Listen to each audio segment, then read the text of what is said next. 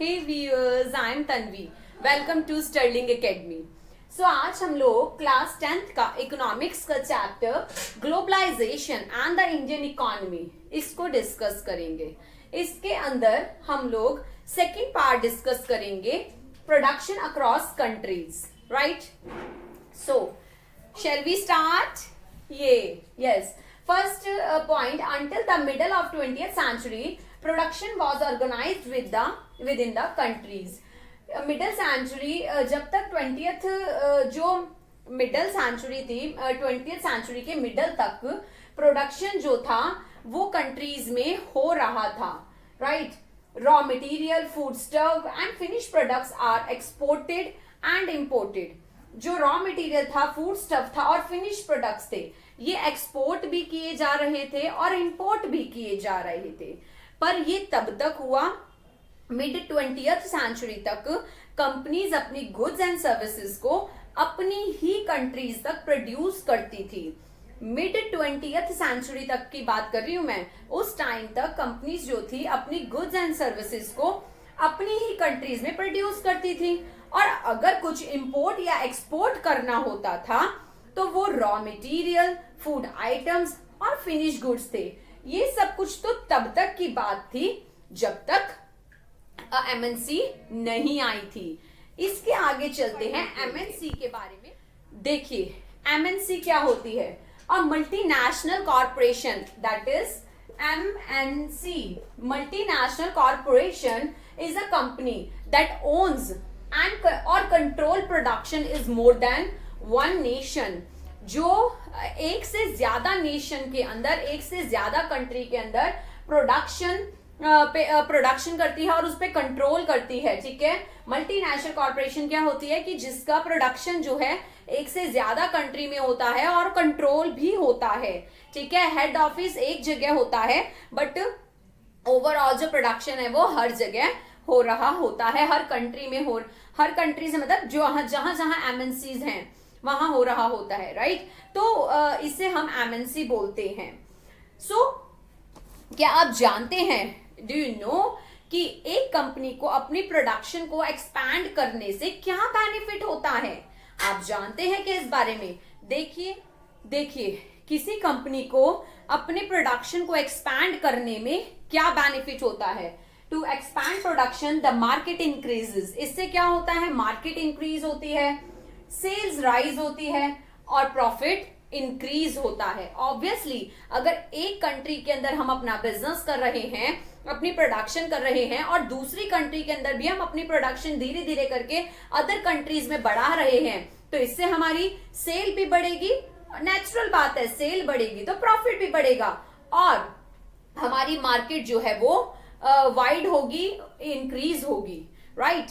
अब बात करते हैं फैक्टर इन्फ्लुएंसिंग द लोकेशन. देखिए availability of skilled and unskilled labour at cheap rates. जो फैक्टर्स हैं प्रोडक्शन यूनिट्स के लोकेशन पर, जो हमारे फैक्टर्स हैं इन्फ्लुएंस करते हैं, वो किस तरीके से इन्फ्लुएंस करते हैं? क्या ऐसे कौन से फैक्टर्स हैं जो इन्फ्लुएंस करेंगे? ऐसे कौन से फैक्टर हैं जो इन्फ्लुएंस करेंगे? देखिए एक तो स्किल्ड और अनस्किल्ड लेबर का बहुत फर्क पड़ेगा. ठीक है? कि वो आपको चीप रेट पर अवेलेबल हो रहे हैं या नहीं. डिस्टेंस टू मार्केट का डिस्टेंस किस तरीके से है. Availability of resources like water and electricity. अब जो रिसोर्सेज हैं वो अवेलेबल हैं, वहां पर वाटर और इलेक्ट्रिसिटी अवेलेबल है या नहीं है. राइट? तो ये जो सारी चीजें हैं ये बहुत मैटर करते हैं, फैक्टर्स बहुत अफेक्ट डालते हैं. ठीक है? हम इसे एक एग्जांपल से समझते हैं. इंडस्ट्रियल इक्विपमेंट है उसको प्रोड्यूस करने वाली एक लार्ज एमएनसी प्रोडक्ट्स को डिजाइन यूएसए के रिसर्च सेंटर में कराती है. ठीक है? अगर हम इसको इस एग्जांपल से लेकर चलते हैं कि जो एमएनसी है वो अपने प्रोडक्ट की जो डिजाइन है वो यूएसए के रिसर्च सेंटर से कराती है. ठीक है? अब जो कंपोनेंट्स हैं वो चाइना से मैन्युफैक्चर होते हैं. ठीक है? मैक्सिको और ईस्टर्न यूरोप में जो प्रोडक्ट्स हैं वो असेंबल किए जाते हैं. ठीक है ना? डिजाइन कहीं से हो रहे हैं, यूएसए से, चाइना से मैन्युफैक्चरिंग हो रही है, ठीक है। और जो असेंबलिंग हो रही है, ठीक है, असेंबलिंग हो रही है वो कहाँ हो रही है, मैक्सिको और ईस्टर्न यूरोप के अंदर। तो आप ये देखिए ना जरा कि जो फिनिश प्रोडक्ट्स हैं, ठीक है, जब पूरा ओवरऑल फिनिश्ड हुए प्रोडक्ट्स बनकर तैयार हुआ तो ओवरऑल वर्ल्ड के अंदर वो सोल्ड किए जाते हैं। कंपनी अपने कस्टमर केयर को हर एक एरिया में प्रोवाइड करती है ताकि जो प्रॉब्लम्स हैं, चाहे मैन्युफैक्चरिंग से रिलेटेड है, चाहे लाइकिंग से रिलेटेड है कि कोई प्रोडक्ट किसी चीज में अच्छा नहीं है, उसके डिजाइन में प्रॉब्लम है, लाइक बहुत सारे व्हाटएवर बहुत सारी प्रॉब्लम्स होती हैं। तो जो कंपनी है इसके लिए सुनवाई तो होगी, ठीक है, और कस्टमर केयर को प्रोवाइड हर एरिया में कंपनी करवाती है, चाहे उसकी मैन्युफैक्चरिंग कहीं और से हो रही है, जैसे मैंने आपको एग्जांपल बताया, डिजाइन कहीं से, मैन्युफैक्चरिंग कहीं से, असेंबलिंग कहीं से, और सोल्ड होता है पूरे वर्ल्ड के अंदर। तो यही चीज मैंने आपको बताई कि उसके लिए कस्टमर केयर हर जगह अवेलेबल होता है, ठीक है। और इस एग्जाम्पल से हमें क्या पता लगता है, देखिए इस एग्जाम्पल से अब क्या पता चलता है। MNC is not only selling its finished products globally। MNC जो है वो जो अपने फिनिश प्रोडक्ट्स हैं उनको ग्लोबली सेल नहीं कर पाती है। Goods and services are also produce globally. सिर्फ और सिर्फ MNC अपने प्रोडक्ट्स ही सेल नहीं कर रही है, इसके साथ साथ सर्विसेज भी दे रही है। Goods and services also produced globally. MNC की यही एक बढ़िया बात है कि इससे क्या होता है, डेवलपमेंट तो है ही है, साथ में गुड्स ही ओवरऑल नहीं सेल हो रही, इसके साथ साथ जो आपकी सर्विसेज हैं वो भी दी जा रही हैं। इसका रिजल्ट क्या है, इसका result production organised in complex veg. जो प्रोडक्शन है वो कॉम्प्लेक्स वे से तो हो रहा है, ठीक है, कैसे है, अब इसको हम मतलब क्यों हो रहा है, क्या है, अब जो कॉम्प्लेक्स वे में हो रहा है वो कैसे हो रहा है, ठीक है, आगे अब देखिए कि इतना कॉम्प्लेक्स वे में क्यों हो रहा है। कहीं डिजाइन हो रहा है, कहीं मैन्युफैक्चरिंग हो रहा है और कहीं असेंबलिंग हो रहा है, ठीक है। तो ऐसा क्यों, मतलब इतना कॉम्प्लेक्स वे क्यों है। देखिए, production process is divided into small parts and spread out across the globe, ठीक है। स्मॉल पार्ट्स में जो प्रोडक्शन है वो हमारा डिवाइड हो रहा है और स्प्रेड हो रहा है ग्लोबली, ठीक है। In above example, China provides the advantage of being a cheap manufacturing location.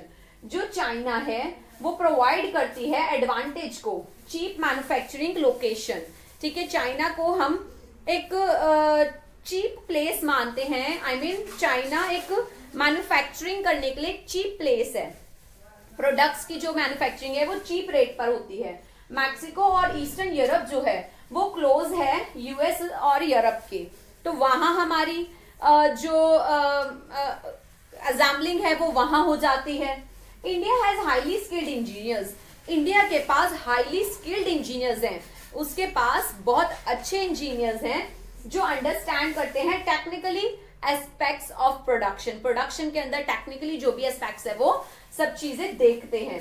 They are educated English speaking who can provide customer care services, और कस्टमर केयर सर्विसेज भी प्रोवाइड हम कर देते हैं। तो यही रीजन है एमएनसी का कि हर एक जगह अलग अलग चीजें हमने कर रखी है, जैसे कि डिजाइनिंग जो है वो यूएस की बेटर है, जो प्रोडक्शन है मैन्युफैक्चरिंग है वो हमारी चाइना के अंदर चीप रेट है, मैक्सिको और यूरोप के अंदर जो है हम असेंबलिंग कर लेते हैं, और हमारे इंडिया के अंदर स्किल्ड एम्प्लॉयज हैं। सो इस रीजन से ये सब चीजें एक टुगेदरनेस हो जाती हैं। सो एमएनसी का ये एक एडवांटेज है कि प्रोडक्शन एंड सर्विसेज जो है वो वर्ल्ड वाइड होती हैं। यस, दैट मीन्स एमएनसी बहुत ज्यादा इंपॉर्टेंट है, और इसकी वजह से किसी भी कंट्री की ग्रोथ और डेवलपमेंट बहुत जल्दी हो जाती है। यस, आज हम लोगों ने आज अपने इकोनॉमिक्स का ग्लोबलाइजेशन चैप्टर का सेकंड पार्ट डिस्कस किया, production across countries. Yes, so viewers, आज के लिए इतना ही। मेरे चैनल को लाइक, शेयर एंड सब्सक्राइब करना ना भूलिएगा, और इसके आगे के पार्ट्स देखने के लिए या इसका बैक पार्ट देखने के लिए, फर्स्ट पार्ट देखने के लिए डिस्क्रिप्शन बॉक्स में क्लिक करिएगा, नहीं तो आप चैनल पर जाकर प्लेलिस्ट में जाकर भी वीडियोस देख सकते हैं। कनेक्ट रहिएगा, चैनल को सब्सक्राइब जरूर करिएगा। फिर मिलेंगे, see you soon, bye bye, thank you.